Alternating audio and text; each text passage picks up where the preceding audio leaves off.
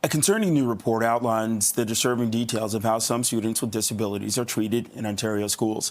CP24's Arda Zakarian joins us from the newsroom with the latest. Arda. Bakari, thank you so much for this. I'm actually going to bring in MPP Chandra Pasma. She is the education critic for the opposition about this story. And thank you so much, Chandra, for being here. Let me just outline first for our viewers that are unfamiliar with this study, what this study entails, and then we'll get into what your thoughts are. So this was done by Community Living Ontario in partnership with a professor from the University of Ottawa, and they interviewed 541 caregivers of students with disabilities. This is youth and children, and they found that 29% of their youth or children were isolated while in school, and that means they were placed in a separate place away from their peers, often behind locked or blocked doors.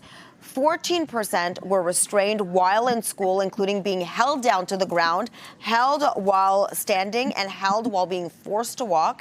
And then 31% had been sent home or instructed to stay at home because the school was unable to meet their needs. First of all, when you hear this study, obviously this is disturbing. What are your thoughts?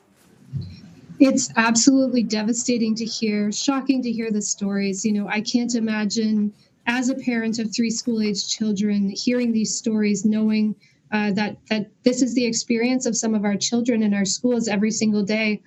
But unfortunately, this is not a new crisis. Parents and advocates and educators have been raising the alarm for years that this is happening in our schools, that this crisis is developing, and it's the direct result of cuts to funding in education.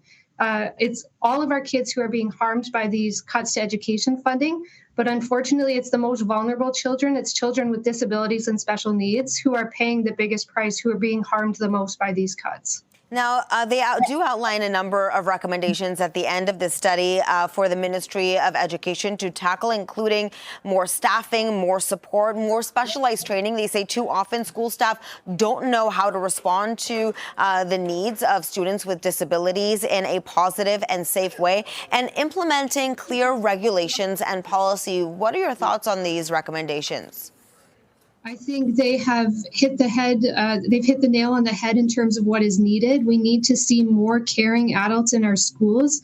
Right now, we know that there aren't even enough adults to deliver safety plans, independent education plans. These plans exist on paper only because schools don't have the personnel necessary. But it's also about the training that's required. I often hear from education workers and teachers that they do not have the training and the resources that they need in order to be able to properly meet students' needs. So it's about caring adults. It's about making sure that they have the qualifications that are necessary. And then it's the provincial government stepping up to do its job, which, yes, means more funding. But also, advocates have been raising concerns for years that we are not tracking exclusions from our schools. We do not know how often kids are being told to stay home. We don't know how often parents are being called to pick their child up. We can't address a problem unless we know the extent of it. So that's an important measure in order to be able to properly address exclusions. And then it is completely unacceptable that there are no regulations at all on restraint and seclusion.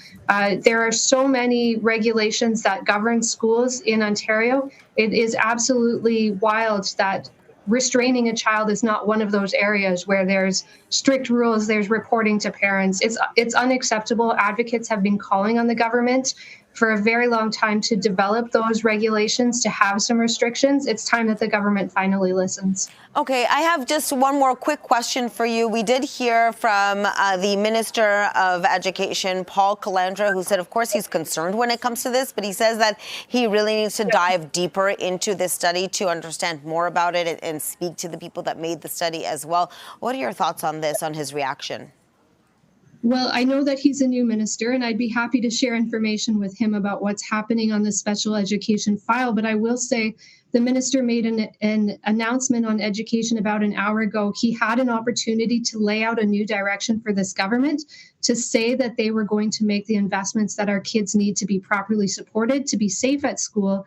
And instead, he chose to distract attention from the government's record, claiming that they're providing record funding and he doesn't know what's happening to it once it goes to school boards.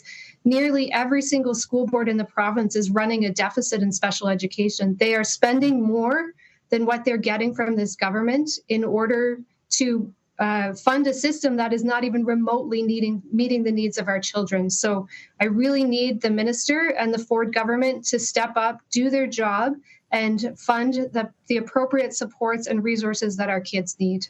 MPP Chandra Pasma, thank you so much for this and for being with us and your insight. MPP Pasma is the education critic for the opposition. Thank you.